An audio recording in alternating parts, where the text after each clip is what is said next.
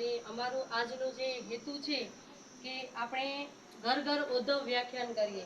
ઉદ્ધવ વ્યાખ્યાન એટલે કે આપણો ઉદ્ધવરામના એક ઉદ્દેશનો જે વ્યાખ્યાન હોય, આપણે નાના બાળકો એના ઘરે જઈએ તો નાના બાળકો એનો જ્ઞાન લે, મોટાઓ લે, અને અમે ભુજ મહિલા મંડળે એવો નિર્ણય કર્યો છે કે અમે જે ઘરે જશું એ ઘરે પાણી પીવાની પણ મનાઈ. અમને ખાલી અડધો કલાક અથવા કલાક કે 1.5 કલાક એ જે પ્રમાણે એ લોકો અમને સમય આપે એ પ્રમાણે અમે ઉદ્ધવ વ્યાખ્યાન કરીશું. એમના ઘરનું પાણી પણ નહીં, નિઃશુલ્ક.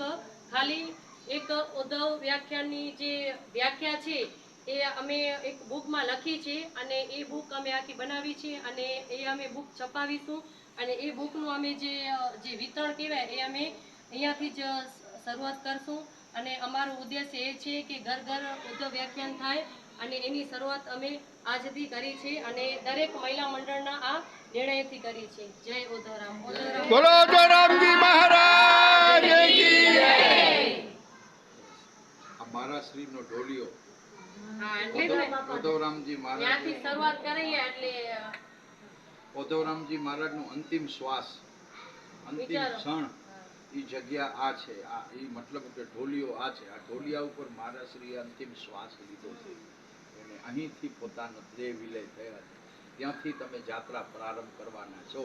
તો ઉદ્ધવરામજી મહારાજ તમારી સાથે રહેશે આ કાર્યમાં. એ ઉદ્ધવરામજી મહારાજ. ઉદ્ધવરામજી મહારાજ કી જય. બહુ સરસ. ગુરુ આગળ ને અમે પાછળ બધા. હા, બસ. એટલા માટે શું પાદુકા અને ઢોલિયો. હા, ના, બહુ સરસ. ખૂબ જ આનંદ છે અમને બધાને. કેટલા દિવસ સત્સંગ કર્યું તો પાદુકા હોય હા, તો પૂજન થાય. અને એ પાદુકાનું પૂજન રોજ થશે 2 ટાઈમ. અને મહારાજ શ્રીનું એક સૂક્ષ્મ સ્વરૂપ છે. હા, સ્વરૂપ છે. એટલે મહારાજશ્રીની યાત્રા જ આરંભ થાય રહી. હા, બરોબર ને? આજે આ શુભ દિને પૂનમના દિવસે અમારો જે સપનો હતો ને, જે જ્યેષ્ઠાનગરમાં તમે બોલ્યા, જેટલું બોલ્યા, કદાચ તમે શું બોલ્યા, કેમ બોલ્યા, એ તમને કોણે બોલાવ્યું એ કાંઈ ખબર નથી, પણ શરૂઆત આજથી થઈ ગઈ. અરે વાહ, વાહ વાહ વાહ વાહ. ભગવાન રામને ભરત મળવા ગયા ને, ત્યારે ભરતની ઈચ્છા એ હતી કે રામને મને ગાદી સોપરત કરવી છે, પણ રામ કોઈ રીતે તૈયાર ન થયા. પછી ભરતે એમ કીધું કે હું તમારું કાર્ય કરું, હું ત્યાં કને રાજપાટ ચલાવવાનું કાર્ય કરું, હું ધર્મનું કાર્ય કરું, તો તમારું મને સૂક્ષ્મ નિશાની આપો, સૂક્ષ્મ સ્વરૂપ આપો. એ સ્વરૂપને હું આ સાથે રાખી અને હું કાર્ય કરું. ત્યારે ભગવાનને પણ પાદુકા જ આપી ભરતને, અને પાદુકાને રામ સ્વરૂપ. તમારા સૂચવેલું એક નિર્ણય છે ને, અમને એમ સૂચ્યું એમ. કાં પહેલે અમને આવું ખ્યાલ નતો આવ્યો, હમણાં જ કેમ આવ્યો?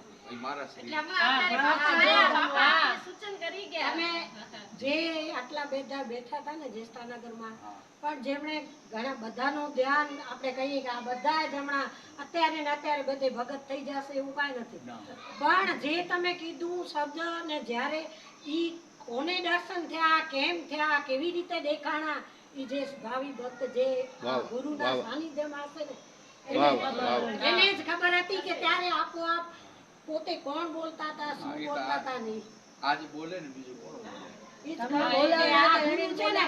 જાગૃત કોને આવીને કર્યા, કેમ કર્યા, ને ઓચિતાનો આ બધા પ્રોગ્રામ શું કામ કાલે કેન્સલ ને આજે વાળી પાછો જાવો છે, પણ આ આવવાનું હતું ને એમની જ કૃપા. આજે એની જ કૃપાથી આ બધું હશે. કે છે ને કે જાગૃત જ છે, બાપા જાગૃત જ છે. આજે પૂનમનો દિવસ, અને એનામાં તમે મૂળ જગ્યામાં મૂળ જગ્યામાં પણ પાછો તમારા બધાના સાનિધ્યમાં જે મૂળ જગ્યા જો હોય, પણ તમે બધાને જો આમાં ન હોય, આ બધાને ન હોય પ્રેમ, તો આ બધી વસ્તુ કાંઈ નથી. એમ થાય આ તો પગલા છે, કર્યા દર્શન ગયા, પણ આ જે અત્યારે મળે છે ને, જે ભવિષ્ય બની જશે. ભવિષ્ય નાના છોકરાઓને પણ ખબર પડશે કે ઘરે ઘરે જશું અમે, ત્યારે બધાને જગાવીશું કે ના આ મોબાઈલ યુગ આવી ગયો છે ને, એટલે આ છોકરાઓને દિશા અને સંસ્કાર મળવા જરૂરી છે. અને જો દિશા અને સંસ્કાર નહીં મળે ને તો હર ઘર વૃદ્ધાશ્રમ બની જશે.